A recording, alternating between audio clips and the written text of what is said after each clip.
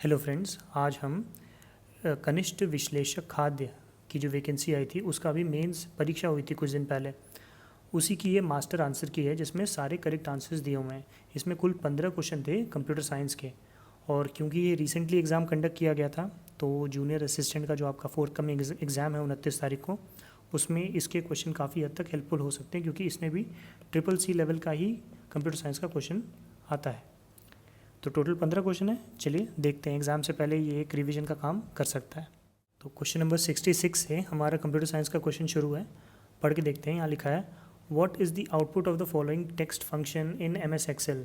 MS Excel में अगर आप मिड लिख के और फिर ये लाइब्रेरी लिखा है, फिर 4 और 2 लिखा है, इससे आपका रिटर्न क्या आएगा। अब यहाँ पे देखिए डायरेक्टली आंसर आर दिया हुआ है, मैं आपको समझा देता हूँ। मिड काम क्या करता है, मिड क्या करता है, ये आपका जो पहला इनपुट है 4, यहाँ से ये पहले पोजीशन से 4 पोजीशन पे जाता है, मतलब फर्स्ट सेकंड थर्ड फोर्थ, मतलब यहाँ कहीं पहुँच गया आर पे। ये आर पे अब यहाँ से इसके बाद इसको आर्ग्यूमेंट मिला है कि आगे के दो टेक्स्ट को सिलेक्ट करना है, मतलब आर और ए को सिलेक्ट करना है। इसीलिए ऑप्शन नंबर आपका, ऑप्शन तो कुछ है ही नहीं इसमें, ये RA जो है आपका इसमें करेक्ट आंसर होगा।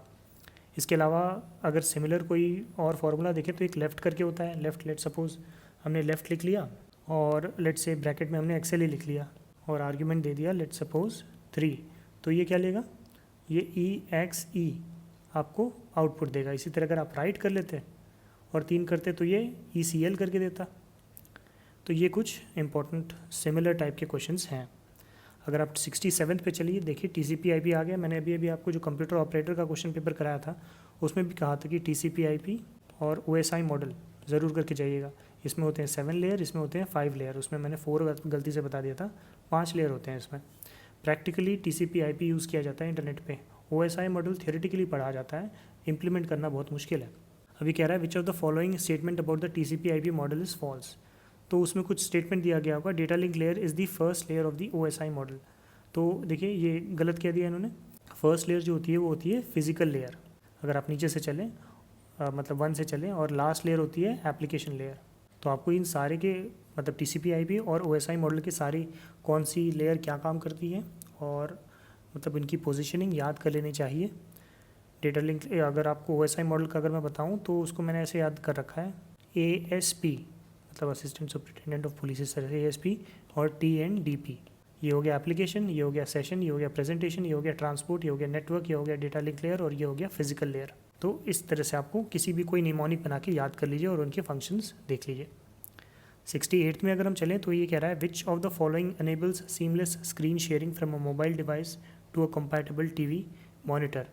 मतलब इनमें से मतलब कई सारे ऑप्शन रहे होंगे, उनमें से कौन सा होता है जिसमें कि आप स्क्रीन को शेयर कर सकते हैं कंप्यूटर TV पे। तो उसके लिए होता है option Miracast. Miracast screen पे जो भी दिख रहा है उसको कास्ट करने के लिए, शो करने के लिए इस्तेमाल में लाया जाता है। अब मीरा कास्ट किसकी, वाईफाई का इस्तेमाल करता है, वाईफाई ब्लूटूथ का। वाईफाई का क्या इस्तेमाल होता है, नेट के लिए और हाई स्पीड वायरलेस नेटवर्क के लिए। ब्लूटूथ का शॉर्ट रेंज में वायरलेस कम्युनिकेशन के लिए इस्तेमाल किया जाता है। 69 में अगर आप देखें तो POP3 इसके बारे में पूछ रहा है, in networking which protocol is used to retrieve emails from a mail server. तो ये पोस्ट ऑफिस प्रोटोकॉल 3 का इस्तेमाल किया जाता है। आउटलुक हो गया, जीमेल हो गया, ये सब इसी का इस्तेमाल करते हैं। अच्छा, POP3 के अलावा एक IMAP भी होता है, ये होता है instant messaging access protocol. POP3 में क्या होता है, आपका जो मेल है वो डाउनलोड होता है, जबकि IMAP में आप सीधे सीधे उसको देख लेते हैं मेल के सर्वर के थ्रू ही। POP3 आपका ऑफलाइन माध्यम के लिए ज़्यादा इस्तेमाल में आता है, जबकि ये ऑनलाइन माध्यम में ज़्यादा बेहतर पड़ता है।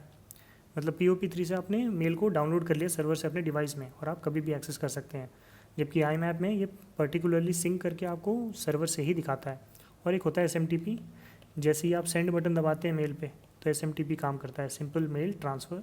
मैंने यहाँ पे SMPT लिख दिया, ये होता है SMTP, simple mail transfer protocol. ये मेल को भेजने के काम में आता है। तो ये कुछ क्वेश्चन थे, आगे चलते हैं। देखिए क्वेश्चन नंबर 70, देखिए आपसे टॉप टू बॉटम में OSI लेयर के ट्रांसमिशन, मतलब OSI मॉडल में डेटा ट्रांसमिशन कैसे होता है, टॉप से बॉटम में कह रहा है। तो अभी भी मैंने बताया ही था, ASP और TNDP। ये हो गया आपका एप्लीकेशन लेयर, फिर होता है सेशन लेयर, फिर प्रेजेंटेशन, फिर उसके बाद होता है ट्रांसपोर्ट, फिर नेटवर्क, फिर डेटा लिंक, और फिर फिजिकल। यहाँ से इस तरह से जाता है और फिर अगले जहाँ से रिसीवर एंड है उसमें ये इसी तरह से चलता है physical layer, data link, network, transport, presentation, session और फिर एप्लीकेशन। तो ये देख सकते हैं आप, फोर्थ पहला हो जाएगा, इसके बाद आपका थर्ड हो जाएगा ट्रांसपोर्ट लेयर, फिर आ जाएगा आपका नेटवर्क लेयर और लास्ट में आएगा फिजिकल लेयर। ये था ऑप्शन। आगे चलें तो देखिए लिखा है in social media which of the following concept refers to the size and strength of users connection. तो सोशल मीडिया में जो ये सोशल ग्राफ होता है ये रिप्रेजेंट करता है यूज़र का रिलेशनशिप, इंटरेक्शन, सोशल नेटवर्क पे वो कितना ज़्यादा एक्टिव है, मतलब मैप करता है कि आपके कितने फ्रेंड्स हैं, कितने फॉलोअर्स हैं, कितने स्ट्रॉन्ग हैं आप उस वेबसाइट पे। सोशल ग्राफ आपको उसके बारे में बताता है। ऑप्शन तो कुछ है ही नहीं, खैर सोशल ग्राफ इसका करेक्ट आंसर है। अगले में चलें तो which of the following component is critical for enabling haptic feedback on the mobile device. Haptic feedback मतलब जो वाइब्रेशन होता है, ये शायद शब्द थोड़ा सा कठिन है लेकिन मतलब बहुत आसान है। जब भी आप टाइप करते हैं या फ़ोन आता है तो फ़ोन जो वाइब्रेट करता है उसके अंदर एक वाइब्रेटिंग मोटर होता है, वाइब्रेशन मोटर। जब वो चलने लगता है तो ही वाइब्रेशन का आपको फीलिंग आती है। तो वाइब्रेशन मोटर इसका करेक्ट आंसर है। आगे चलें तो देखिए अगला जो क्वेश्चन है वो कह रहा है, मैं थोड़ा और ऊपर कर देता हूँ, match the following web technologies with their description. HTML बोले तो हाइपर टेक्स्ट मार्कअप लैंग्वेज लिख देता हूँ मैं, ये HTML है। इसका काम क्या होता है, structure contents of the web page को मतलब सारे स्ट्रक्चर करना। HTML की लैंग्वेज में ही हम वेब पेज को डिज़ाइन करते हैं, लिखते हैं सारा कुछ। वेयर CSS इसको कहते हैं, CSS हो गया आपका कास्केडिंग स्टाइल शीट्स। इसमें आप स्टाइल्स डालते हैं वेब पेजेस में और उसको ही डिज़ाइन को बेहतर बनाते हैं। पहले आप नॉर्मल लिखते हैं, उसके बाद उसमें डिज़ाइनिंग डालते हैं CSS के द्वारा। जावास्क्रिप्ट क्या है, वो जैसे आपने फॉर्म भरा होगा तो इंटरैक्ट करता है ना, जैसे आपने वो खोला सारे अपने सेंटर्स के नाम या वेब पेज पे कुछ लिखा और आपने कुछ गलत लिख दिया, तो जो इंटरैक्टिव सेशंस होते हैं जब आपने कुछ गलत इनपुट किया तो वेब पेज आपको रिस्पॉन्ड करता है, वो सब जावास्क्रिप्ट के ज़रिए होता है। तो सी का हो गया आपका first, add interactivity to the web pages. और SQL बोले तो स्ट्रक्चर्ड क्वेरी लैंग्वेज। SQL का काम क्या होता है, डेटाबेस मैनेज करना। ओरेकल भी इसका एग्जाम्पल है। तो ये था इसका आंसर। आगे चलते हैं। अगला क्वेश्चन में आपसे कह रहा है A healthcare organization needs to share sensitive patient data securely between departments. Which of the following is the most secure method? तो देखिए उन्हें पेशेंट्स के डेटा को सिक्योरली भेजना है तो ब्लॉकचेन टेक्नोलॉजी जो है आजकल जो इस्तेमाल में आती है वो बहुत ही सिक्योर और इम्यूटेबल रिकॉर्ड कीपिंग के लिए काम में आती है। ब्लॉकचेन में होता क्या है, आपको उसको मतलब एक तो उसे चीज़ों से लिंक कर दिया जाता है और साथ ही साथ उसको हैश फॉर्म में कन्वर्ट कर दिया जाता है। मतलब मल्टीपल चेक्स एंड बैलेंसेस होते हैं जिस वजह से उसमें कुछ भी अगर टैम्पर किया जाए तो तुरंत पता चल जाता है। इसीलिए आपने देखा होगा बिटकॉइन और ये जो माइनिंग हो रही है बिटकॉइन की, सारी की सब ब्लॉकचेन पे ही काम करती है। ब्लॉकचेन में हर ट्रांजैक्शन में एक टाइम स्टैम्प होता है और एक क्रिप्टोग्राफिक हैश होता है जो कि प्रीवियस ब्लॉक को लिंक कर रहा होता है, इसलिए ये बहुत सिक्योर है। आगे अगर अगले क्वेश्चन पे चलें तो देखिए ये कह रहा है which of the following statement about machine learning are true. अब मशीन लर्निंग का क्वेश्चन आपके UPSSC जूनियर असिस्टेंट 2023 के में भी पेपर में भी आया था, ऐसे ही क्वेश्चंस थे उसमें भी। तो मशीन लर्निंग आपको ज़रूर से पढ़ के जाना चाहिए। Supervise learning requires label data, तो ये देखिए ये सही चीज़ है। सुपरवाइज जो लर्निंग होती है उसमें आपको लेबल डाटा की ज़रूरत पड़ती है। ये क्या है, आपको जिस तरह के आप इनपुट देते हैं उस तरह से ये अपने आप लर्निंग करने लगता है। जबकि अनसुपरवाइज लर्निंग को लेबल्स की ज़रूरत नहीं पड़ती है। ये डेटा को क्लस्टर्स में बांट देता है, मतलब ये कोई प्री डिफाइंड कैटेगरी ना होके क्लस्टर्स में अपने आप बांटने लगता है। जबकि रीइंफोर्स्ड लर्निंग में जैसे जैसे आप फीडबैक देते हैं वैसे वैसे वो सीखता है, मतलब ट्रायल एंड एरर से चीज़ों को सीखता रहता है।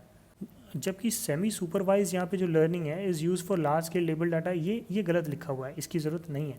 सेमी सुपरवाइज लर्निंग जो होता है ये small amount of label data और large amount of unlabel data में प्रेजेंट होता है, तो इसीलिए ये गलत आंसर है। स्पैम ईमेल डिटेक्शन जो होता है वो एक तरह का अनसुपरवाइज्ड सेमी सुपरवाइज्ड लर्निंग का एक एग्जांपल है।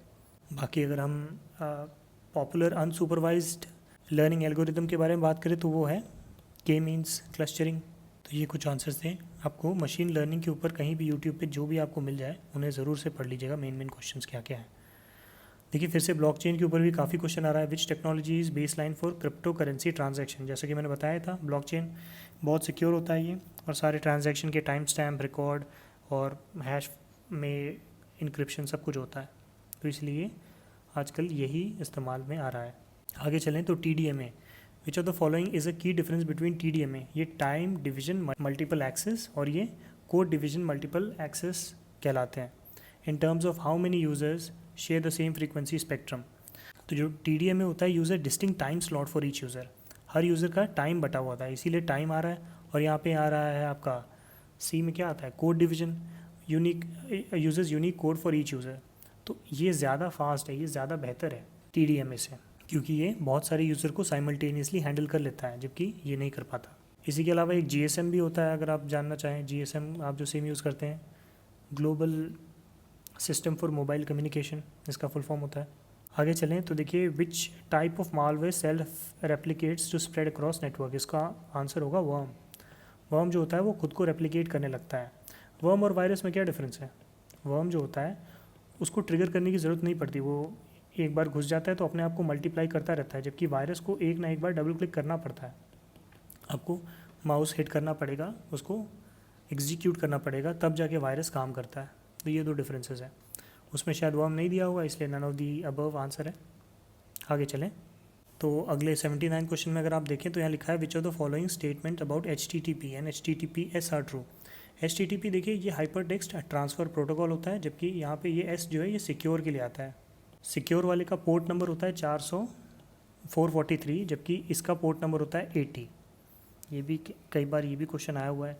HTTPS जो है वो SSL सर्टिफिकेट, मतलब secure socket layer, secure socket layer का इस्तेमाल करता है, जबकि HTTP प्लेन टेक्स्ट से डील करता है। सिक्योर कम्युनिकेशन के लिए हम हमेशा HTTPS करेंगे। जब भी आप ऑनलाइन ट्रांजैक्शन करेंगे देखेंगे HTTPS होगा, वरना ट्रांजैक्शन करने ही नहीं देगा, क्योंकि ये इनक्रिप्शन का इस्तेमाल करता है, जबकि ये प्लेन टेक्स्ट में यूज़ करता है। तो देख सकते हैं आप HTTPS encrypt data exchange between the client and server, बिल्कुल सही है, इनक्रिप्ट कर देता है डेटा को।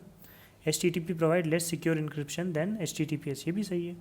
HTTPS uses SSL TLC protocol, जैसा कि मैंने बताया SSL सिक्योर सॉकेट लेयर, और TLS क्या होता है, ट्रांसपोर्ट लेयर सिक्योरिटी, ये ट्रांसपोर्ट लेयर सिक्योरिटी है, इन प्रोटोकॉल का इस्तेमाल करता है। और HTTP and HTTPS can be used interchangeably without risk, नहीं बिल्कुल नहीं, क्योंकि मान लीजिए आप ऑनलाइन ट्रांजैक्शन कर रहे हैं और आपका सिक्योर कनेक्शन नहीं है, तो हैकिंग की दिक्कत होती है, आपका ट्रांजैक्शन फेल हो जाए या कहीं और चला जाए, तो ये गलत हो जाएगा। तो ये तीनों इसके करेक्ट आंसर हैं। 80th पे अगर हम चलें तो देखिए ये पूछ रहा है कि which of the following statement about SSDs are true. SSD के बारे में इसमें से क्या सही है? SSD क्या होता है? SSD होता है सॉलिड स्टेट ड्राइव, जबकि HDD होता है हार्ड डिस्क ड्राइव। HDD जो है पहले इस्तेमाल होता था, लेकिन आजकल देखेंगे आप मॉडर्न सिस्टम में सब में SSD होता है। SSD जो होते हैं वो स्लोअर होते हैं HDD से फॉर सीक्वेंशियल डेटा एक्सेस। ये देखिए ये गलत लिखा हुआ है, SSD फास्टर होते हैं। SSD uses NAND flash memory, बिल्कुल NAND फ्लैश मेमोरी का इस्तेमाल करते हैं, जिससे कि बहुत फास्ट डेटा एक्सेस इसमें होता है। SSDs have no moving parts, बिल्कुल, having them more durable than HDDs। SSD जो होते हैं उसमें कोई मूविंग पार्ट नहीं होता है, इसीलिए इन्हें ये काफ़ी ड्यूरेबल बनाते हैं HDD से। HDD में ऐसे एक प्लेटर होता है और उसके ऊपर एक ये वो होता है, हेड होता है, जो कि रीड करता है बार बार डेटा को, तो स्लो होता है। और SSD consume less power than HDD, क्योंकि मूविंग पार्ट नहीं होता तो पावर भी कंज्यूम करता है, तो ये भी ठीक है। तो ये तीनों ही ऑप्शन इसके करेक्ट थे। तो देख सकते हैं आप, इस तरह के क्वेश्चन आपके जूनियर स्टूडेंट के पेपर में भी आएंगे। तो जो भी आपने इसमें समझा उससे रिलेटेड क्वेश्चंस को आप मैनुअली खुद से सर्च करके और उनके आंसर्स समझें। मशीन लर्निंग को ज़रूर पढ़ लें, OSI मॉडल को ज़रूर पढ़ लें, पावर पॉइंट एक्सेल दोनों को ज़रूर पढ़ के जाएँ, उसमें से भी क्वेश्चन आ रहे हैं। ये कुछ मोर और लेस ये सारी चीज़ें हैं जो, और क्या कहते हैं, ब्लॉकचेन के ऊपर भी इसमें ऐसे क्वेश्चंस थे, तो आप उम्मीद कर सकते हैं कि वैसा भी कोई क्वेश्चन आपके अगले एग्ज़ाम में आ सकता है। उम्मीद करता हूँ ये वीडियो भी हेल्पफुल रहा होगा। बाकी आप सबको ही आपके जूनियर स्टूडेंट के एग्ज़ाम के लिए ऑल द बेस्ट। वीडियो के साथ यहाँ तक बने रहने के लिए बहुत बहुत धन्यवाद।